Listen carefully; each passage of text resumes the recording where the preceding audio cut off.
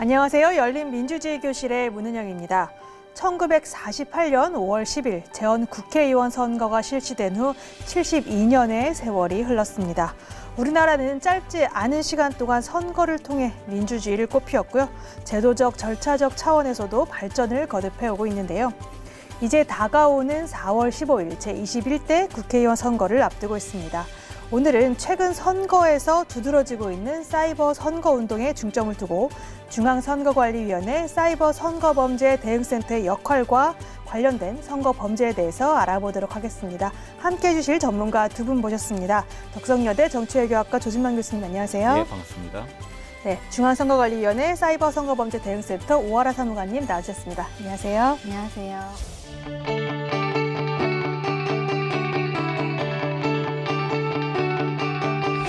네, 올해 한국에는 봄, 여름, 가을, 겨울 이 4계절 말고도 또 하나의 계절이 있다고 하죠. 바로 선거철인데요. 바야흐로 선거철이 점점 다가오고 있습니다.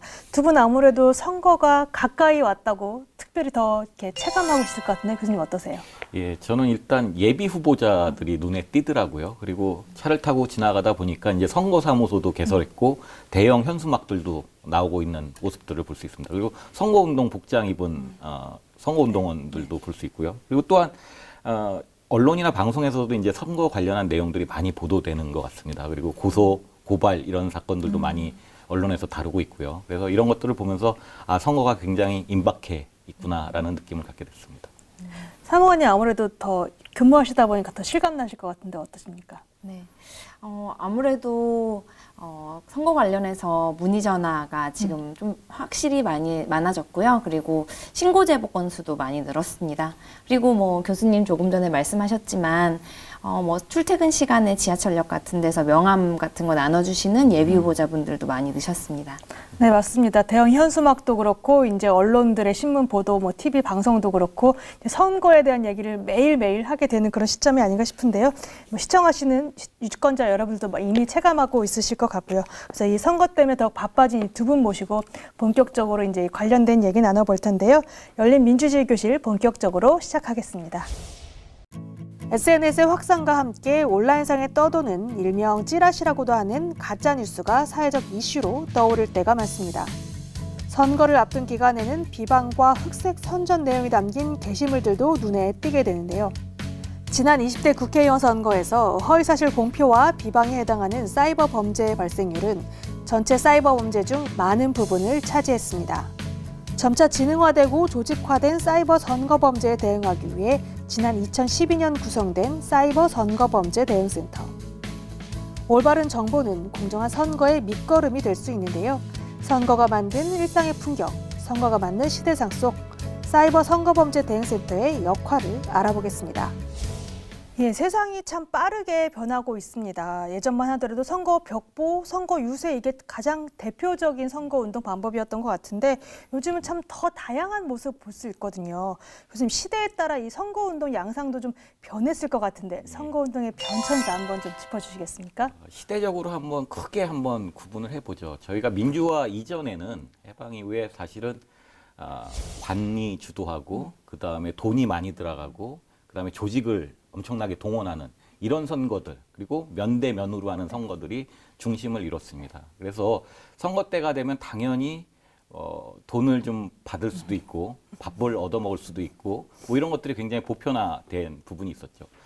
민주화 이후에 이제 공직선거법이 개정이 되고 선거의 중요성이 강조되다 보니까 그리고 또 선관위가 굉장히 중요한 역할을 하죠. 그래서 절차적인 측면에 있어서의 공명선거와 관련한 제도적인 기틀 그다음에 문화들이 이제 잡혀가기 시작했다라고 보여집니다. 그리고 조금 그 와중에 이제 이런 미디어 방송과 관련해서 조금 의미 있는 것은 97년도 15대 대선에서 이제 후보자 토론회가 처음으로 도입이 됐죠.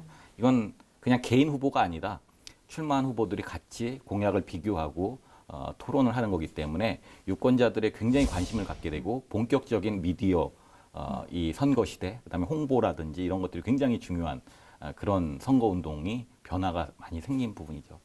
2006년도 와서는 또 하나 이제 의미 있는 시도가 선관위, 학계, 뭐 시민운동 단체도 마찬가지고 매니페스토 운동이 많이 진행됐습니다. 그래서 이제 이미지, 단순한 이미지보다도 정책이라든지 진짜 좋은 정책을 갖고 선거 경쟁을 하고 그런 정당이나 후보자가 당선되는 게 바람직하다라는 선거 문화를 조성을 하게 된 거죠. 최근에는 이제 IT 기술도 발달됐고 미디어 매체들이 굉장히 많아졌습니다. 예, 방송사도 그렇고. 그래서 그러다 보니까 이제 온라인 중심, 오프라인이 아니라 온라인 중심의 이 다양한 선거 운동 방식들이 새롭게 나오고 있는 추세입니다. 네, 말씀해 주신 대로 시대 변화에 따라 선거운동 방법도 좀 다양하게 여러 기술 발전을 도입하면서 변화된 것 같은데요. 그 공직선거법에 선거운동의 정의가 있지 않습니까? 선거운동이라 하면 당선되거나 되게 하거나 되지 못하게 하거나 좀 당선과 낙선까지를 포함하는 개념을 선거운동의 정의라고 하는데 공직선거법상 가능한 선거운동 어떤 게 있을까요? 네, 일단 공직선거법상 가능한 선거운동은 그 기간에 따라서 상시로 가능한 선거운동과 그리고 예비후보자로 등록했을 때 가능한 선거운동 그리고 후보자 등록 시에 가능한 선거운동 이렇게 세 가지로 지금 생각해 볼 수 있는데요. 상시로 가능한 선거운동은 일단 인터넷을 통한 선거운동은 선거일을 포함해서 언제든지 가능하고요. 그리고 문자 메시지를 통한 선거운동이라든지 그리고 전자우편을 통한 선거운동도 상시로 가능한 선거운동입니다. 그리고 예비후보자 등록 시에는 지금 저희 이번 국회의원 선거의 예비후보자 등록 개시일이 지난 2019년 12월 17일이었습니다. 그때 이후에 예비후보자 등록하신 예비후보자 분들께서 지금 말씀하셨던 것처럼 그 예비후보자 복장을 입고 명함을 나눠주시기도 하시고 그리고 선거사무소 개소도 가능하신데요. 선거사무소를 설치하시고 그 선거사무소에 간판이나 현판, 현수막을 설치하시는 경우도 지금 보실 수 있을 것입니다. 그리고 그 밖에 예비후보자 홍보물을 발송하시는 것도 예비후보자의 선거운동으로 가능합니다. 후보자가 되시면 선거운동 기간에 이제 예비후보자 때 하셨던 선거운동 다 하실 수 있으시고 그 외에 저희가 흔히 선거운동이라고 생각하는 선거 공보, 선거 벽보 그리고 선거 때 항상 현수막들이 많이 걸리잖아요. 그런 현수막 같은 것들도 후보자가 되셨을 때 하실 수 있는 선거운동 방법입니다. 그리고 흔히 유세차라고 하는 연설대담 차량의 운행도 가능합니다.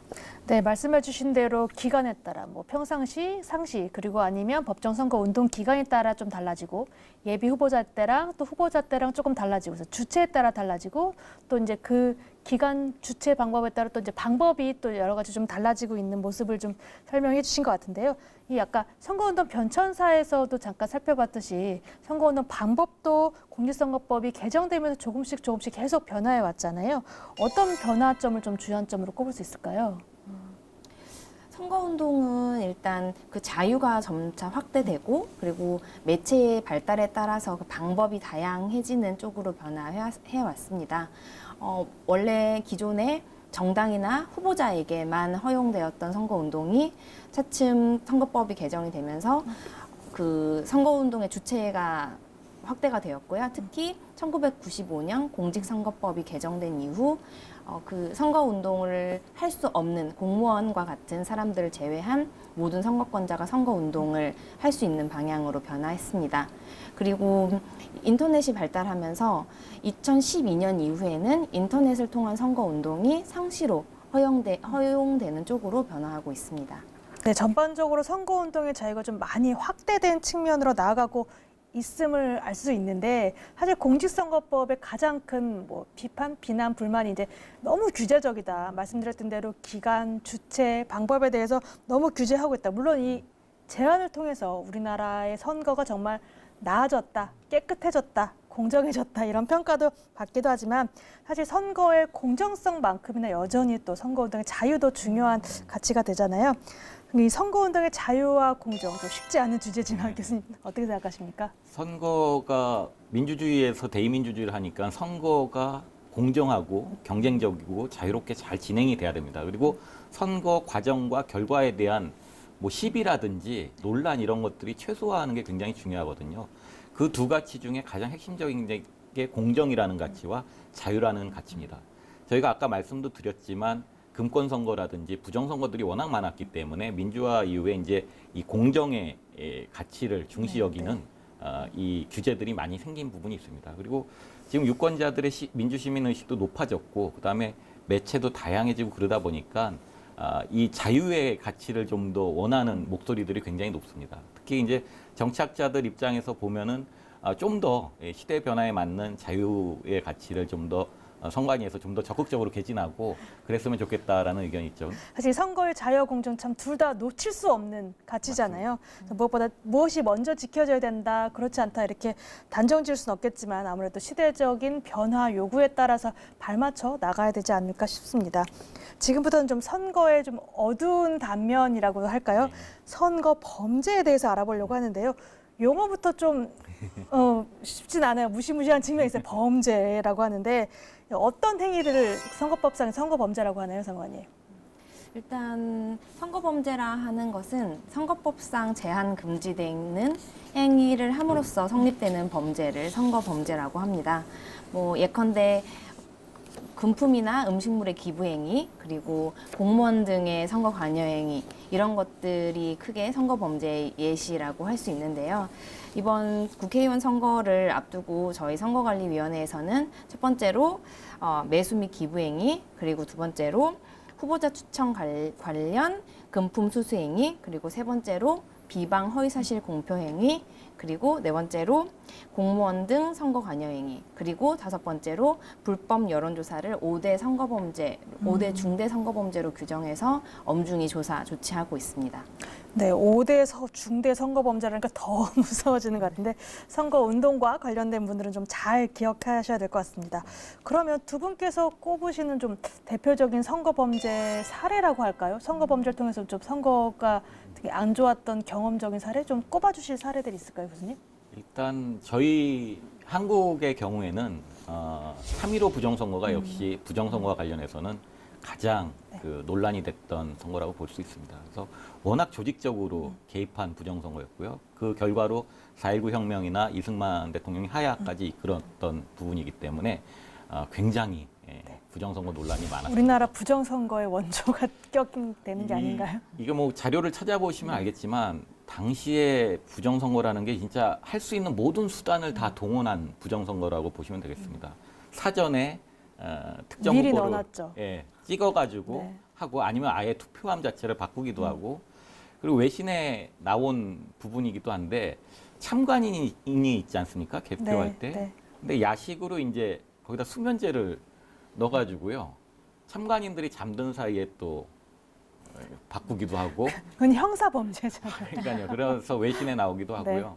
그 다음에 득표율을 집계를 하다 보니까는 100%가 넘어가는 네, 그 얘기 부분이 있는 거예요. 그래서 태워버리기도 하고 그걸 조종하기도 하고. 그러니까 완전히 이 부정선거의 총체적인 그 모든 방법들을 다 보여주는 선거가 네, 바로 네. 3.15 부정선거였다. 해외도 마찬가지입니다. 선거가 워낙 이게 권력을 장악하기 위해서 수단 방법을 안 가리는 부분들이 있기 때문에 민주주의가 안 될수록 부정선거의 유혹이 많고 권력을 이용해서 이제 부정선거를 많이 합니다.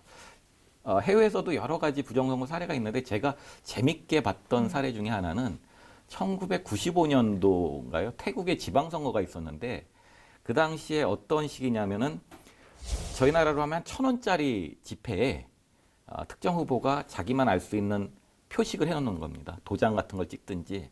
그래서 그거를 이제 유권자들한테 나눠주고 만약에 자기가 당선이 되면 이 돈을 갖고 오면은 예를 들어서 5만 원짜리로 바꿔주겠다라는 식의 전형적인 매표이네요. 그렇죠. 매표도 하지만 이게 자기도 찍지만 그걸 위해서 다른 사람들한테도 선거 운동을 할 수 있는 거거든요. 그러니까 굉장히 교묘하고 머리를 쓴 부정선거 운동 방법 중에 하나였습니다. 네, 참 지금은 웃으면서 또 얘기할 수 있지만 참 안타까운 그렇죠. 과거였지 않을까 싶습니다. 물론 이제 그 역사들이 있었기 때문에 오늘날 또 발전된 이런 모습도 볼 수 있겠지만요. 상원님께서 아무래도 최일선에 계시잖아요. 그 지금 소속된 부서도 선거범죄대응센터라고 되어 있는데 좀 직접 겪었던 최근의 사례들이 있었을 것 같아요. 어떠세요? 제가 고발하고 조치했던 사례들 중에 가장 기억에 남는 사례는 그 정당의 공직 후보자 추천을 하는 당내 경선에서 그 당내 경선 투표소까지의 교통 편의와 그리고 그 왕복 시의 음식물을 제공했던 사례가 가장 기억에 남습니다. 그 정당의 당내 경선에서의 이런 금품 제공 행위 역시 저희 선거법상의 선거범죄 행위가 될 수 있고요. 그리고 원래 그 선거법상 기부 행위라고 하면 뭐 음식물이라든지 아니면 뭐 현물이라든지 이런 식으로 좀 눈에 보이는 이익을 생각을 하시는데 교통 편의처럼 어떤 모든 재산상의 이익은 다 기부행위의 대상이 될 수 있다는 거를 좀 알아주셨으면 좋겠습니다. 네, 그 본 선거에 들어와서뿐만 아니라 정당의 이제 후보자 추천을 하는 과정까지도 공정해야 된다라는 사례가 되지 않나 싶은데요. 유죄가 많은 선거법으로 인해서 알고 보면 참 누구나 또 어떻게 보면 까딱하면 저지를 수 있는 위법, 불법 사례가 되지 않을까 하는데 또 그렇게 되다 보니까 오히려 또 선거 범죄를 뭐 다 하는 거 아니야? 이렇게 되게 대수롭지 않게 생각하시는 분들도 있을 것 같거든요. 근데 그럼에도 불구하고 참 선거 범죄는 엄격하게 또 강력하게 또 대응해야 되는 측면이 있지 않습니까, 교수님? 예. 민주주의에 있어서는 선거 과정에서 굉장히 투명하고 깨끗한 게 전제가 되어야 됩니다. 안 그러면은 선거에서 진 사람들 입장에서 패자 입장에서 보면은 선거 결과를 승복을 안 할 수가 있어요.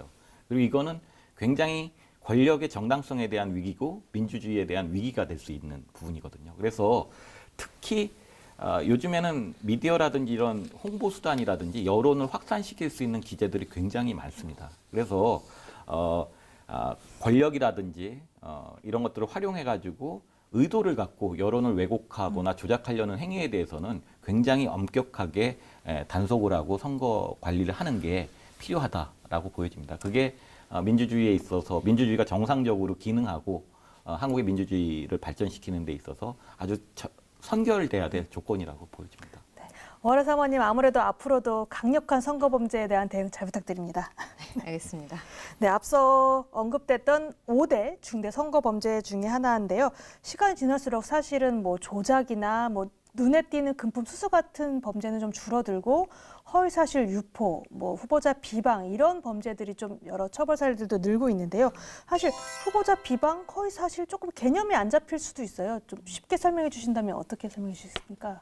말 그대로 허위사실 유포는 후보자에 대한 진실된 사실이 아닌 허위의 사실. 가짜. 네, 가짜. 네, 네. 이런 것을 허위사실이라고 하고요. 네. 그리고 비방은 어떤 후보자의 사회적 지위라든지 체면을 이렇게 깎아내리는 그런 행위를 비방으로 일단은 보고 있습니다. 기본적으로. 네. 그럼 이 사실들을 또 비방하고 사실을 했다는 것 중에 아니라 유포했을 때 이제 더 큰 문제로 되잖아요. 그래서 어떤 처벌을 받게 되나요? 일단 기본적으로 지금 비방이나 허위사실 유포가 오프라인에서도 많이 일어나지만 온라인을 통해서도 많이 일어나거든요. 온라인에서 비방이나 허위사실 유포를 하셨을 때는 제일 먼저 그 가해지는 처벌이 그 해당 게시물이 삭제 조치되는 것이 가장 먼저 가해지는 처벌이고요. 그리고 이제 그 게시물의 위법성이 좀 중하다 싶은 경우에 그 게시자를 저희가 이제 특정해서 조사하고 조치를 하게 됩니다. 허위사실 공표죄의 경우에는 당선 목적 허위사실 공표죄가 있고 낙선 목적 허위사실 공표죄가 있는데 기본적으로 당선 목적 허위사실 공표죄보다 낙선 목적 허위사실 공표죄가 더 형량이 세고 더 강하게 다루고 있다는 사실을 알고 계셨으면 좋겠습니다. 그리고 비방죄의 경우에는 뭐 특별하게 아까 말씀드린 것처럼 후보자에 대한 사회적인 지위와 체면을 깎아내리는 것이 비방죄에 해당이 되는데 일단 진실된 사실로서 공공의 이익에 관한 때에는 이걸 단서 조항으로 둬서 위법성 조각 사유로 보고 있습니다. 뭐 후보자에 대한 정당한 뭐 이의 제기라든지 그런 것들에 대해서는 좀 법에서 보호하고 있다. 이렇게 보시면 되겠습니다. 사실 공직선거법에서 후보자 비방죄, 허위사실 공표죄를 규정하고 엄격하게 처벌하고 있는데 사실 이 범죄들이 어디까지를 비방이나 허위사실을 볼 것인지에 대한 좀 주관적인 견해가 갈릴 수 있는 부분인 것 같아요. 그래서 사회적으로도 아니다, 이건 비방 아니고 공공의 이익으로 해서 우리 뭐 국민들이 알아야 될 알 권리다라고 이렇게 서로 주장이 논박되기도 하지 않습니까? 여러 이렇게 우려를 불러일으키고 심각한 문제가 되고 있는데 허위사실 유포하고 비방에 대한 대응이 또 어떻게 이루어질 방향성을 조금 교수님께서 설정해 주신다면 어떻게 말씀해 주시겠습니까? 쉽지는 않습니다. 네. 근데 시민들이 민주주의를 지키는 것은 저는 주권자이자 권력자인 우리 시민들의 몫이라고 생각을 합니다. 그래서 허위사실 유포라든지 비방에 대해서는 사실은 시민들의 어떤 집단지성이 발현될 수 있는 그런 문화가 형성되는 게 굉장히 좋다라고 보여집니다. 그리고 사실은 조금 소극적인 시민들 입장에서 보면은 표현의 자유를 좀 침해하는 것 같은 느낌이면은 사실은 자기 검열을 할 수가 있습니다. 하고 싶은 말을 못 하고 그럴 수 있거든요. 재갈을 스스로 네, 보는 스스로 거죠. 이제 조심하게 되고 그래서 좋은 말을 하면은 되는데 이제 사람 사는데 이렇게 좋은 말이 재밌지가 않거든요. 네. 그래서 그런 부분들을 잘 균형 있게 이 맞춰 나가는 법 제도 그다음에 문화가 형성되는 게 굉장히 중요할 것 같고요. 또 하나는 가장 우려되는 거는 그거죠. 권력을 이용해 가지고 조직적으로 대규모로 여론을 조작하려는 행위. 이 부분에 대해서는 우리가 명확하게 파악을 하고 명확하게 대응하고 그 관리를 할 필요가 있다라고 생각합니다. 네, 맞습니다. 악의적인 조작 무조건을 비판에 참 휩쓸려 가지 않는 것도 중요하고 해서 이제 시민들 개개인이 중심을 잡는 것도 중요할 것 같은데요. 지금 얘기를 들으면서 좀 계속 느낀 건데 그런 상황들을 좀 사이버 선거범죄 대응센터가 걸러주면 좋겠다, 잡아주면 좋겠다라는 생각이 듭니다. 아무래도 이제 선거 기간쯤에 특별히 더 긴장된 분위기 속에서 일하고 계실 것 같은데요. 사이버 선거 범죄 대응센터 너무 길어요. 직원분들께서는 좀 줄여서 부르는 말이 있을 것 같은데. 저희는 사이버 센터. 사이버 센터. 네. 그럼 센터에서 구체적으로 어떤 일을 이제 그럼 하게 되나요? 일단 우선적으로는 인터넷 뭐 사이트라든지 그리고 뭐 유튜브, 페이스북 같은 SNS 같은데 그 게시물들이 올라왔을 때 그 중에서 위법 게시물들을 저희가 선별해서 처음에 좀 전에 말씀드렸던 것처럼 그 위법 게시물을 삭제 조치를 해달라고 이제 뭐 포털사라든지 이런 데 저희가 요청을 하는 역할을 하고 있고요. 그 중에서 이제 또 이거는 너무 이제 그 후보자에 대한 허위 사실의 내용이 너무 중하다, 위법성이 중하다라고 판단되는 것들은 이제 그 사람에 대한 조사, 조치를 하는 역할 두 번째로 하고 있고, 그리고 세 번째로는 그것들을 조사 조치하는 과정에 어떤 과학적인 기법을 도입을 해서 그거를 서포트하는 그런 역할, 세 가지 역할을 크게 하고 있다고 보시면 되겠습니다. 네, 이제 시대가 변하면서 이제 선거 범죄에도 대응하는 여러 가지 조사 기법도 도입이 될 필요가 있었던 것 같은데, 뭐 지금 많이 얘기하는 AI 기술, 그다음에 뭐 여러 가지 IT 기술 이런 발달과 함께 이제 선거 범죄 대응하기 위한 기술적인 발달도 참 다변화돼야겠다는 생각이 들거든요.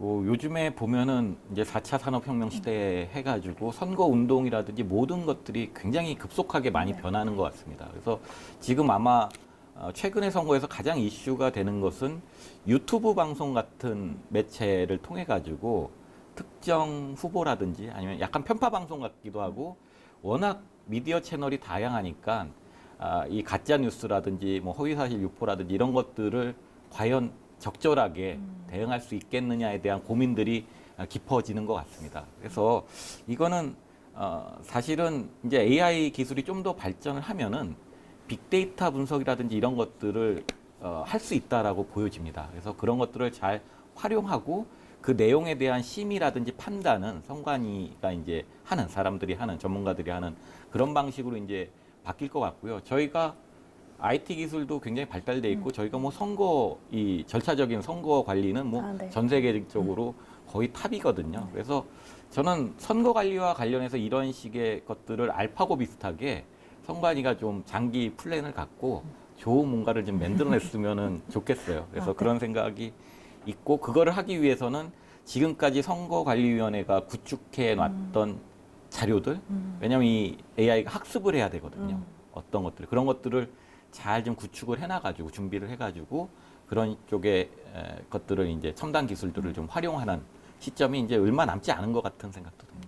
네, 말씀하신 대로 여러 과학적 기법이 도입이 돼야 된다고 하셨는데 이미 뭐 사이버 선거범죄 대응센터에서도 적용하고 있는 조사 기법이 있죠. 네, 일단 뭐 가장 기본적인 것이 디지털 포렌식입니다. 디지털 포렌식이란 컴퓨터나 휴대폰 같은 그런 전자적인 저장 매체에 저장되어 있는 데이터들을 그 이제 좀 분석해서 조사하는 그 조사 기법 중에 하나입니다.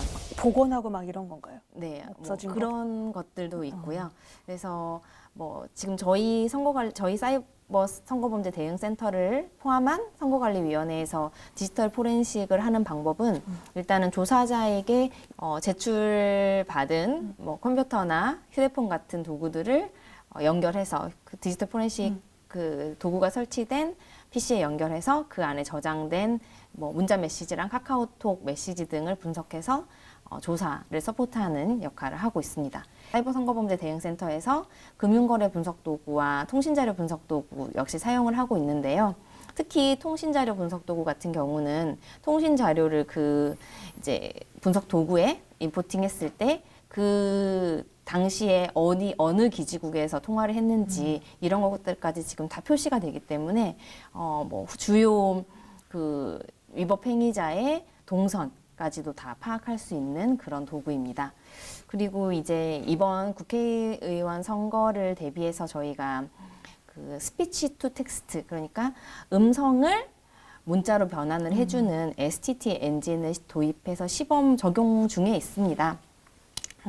지금 아무래도 저희 그 선거관리위원회 위법 게시물 선별 시스템이 그 문자 텍스트 검색을 기반으로 하는 선별 시스템인데요.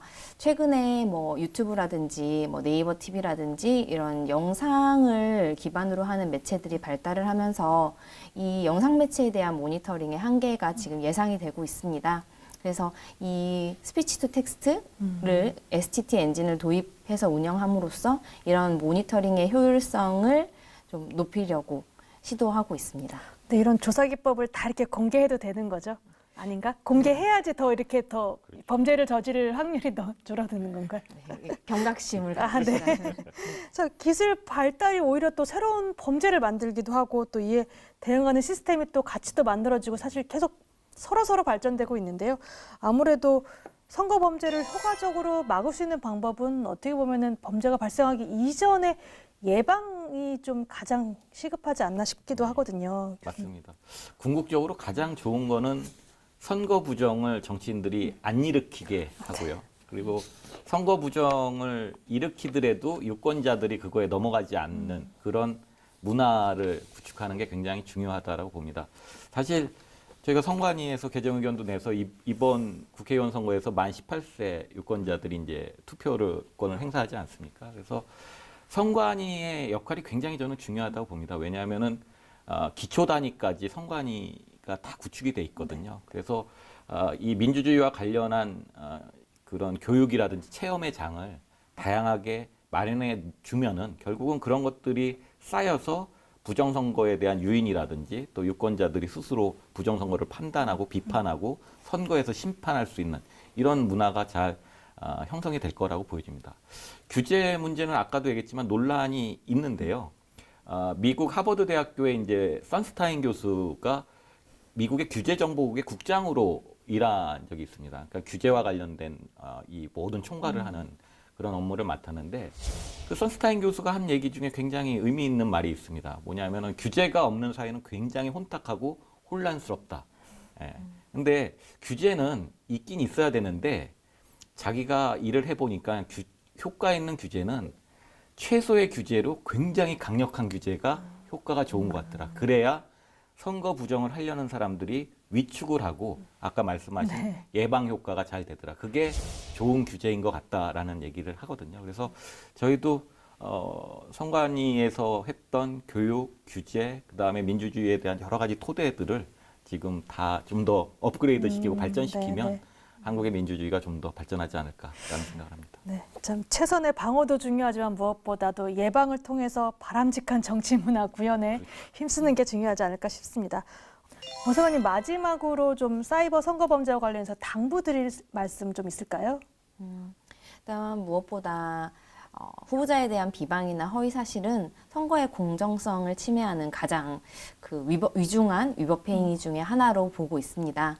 그래서 인터넷에서 그 게시글 하나 쓰시는 거 굉장히 별거 아닌 일이라고 생각하고 쓰시지만 저희 또 모니터링도 하고 있고 그리고 그게 어떻게 보면은 굉장히 큰 범죄가 될 수도 있습니다. 그래서 그 게시글 쓰실 때 주의해 주시고 공정한 선거가 될 수 있도록 부탁드리겠습니다. 네, 오늘 이 시간 우리나라 선거운동 방법의 변천사부터 선거를 앞두고 좀 말씀해 주신 대로 염두하고 조심해야 될 선거 범죄에 관한, 특히 사이버 선거 범죄에 관한 이야기까지 나눠봤는데요.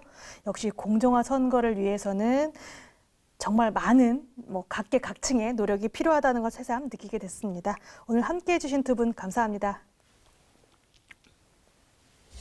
이처럼 선거에서 공정한 절차와 과정을 통해 결과의 정당성을 확보하기 위해서는 우리 사회가 정한 법과 규칙을 지키는 것도 중요하겠지만 물밑에서 선거 범죄를 예방하고 대응하기 위해서 노력하는 사람, 그리고 기술이 존재한다는 것도 기억하면 좋을 것 같습니다. 표현의 자유와 선거의 공정성 바르게 반영될 수 있기를 바랍니다. 열린 민주주의 교실 오늘은 여기서 인사드리겠습니다. 시청해주신 여러분 감사합니다.